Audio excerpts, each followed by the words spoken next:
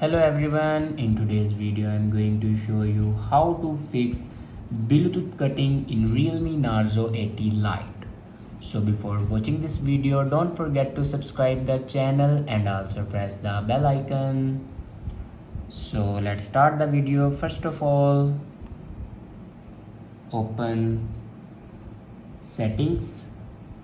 In settings, scroll down and click on system and update.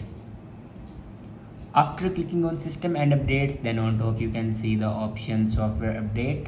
Now click on software update, and here you can check your latest version will be updated or not. If it doesn't update to latest version, then update it to latest version. After updating a latest version, then go back to your home screen and restart your device. For restart your device, press and hold power button and then swipe up to restart your device. After restart your device, your problem will be fixed. I hope this video is helpful for you. Thanks for watching.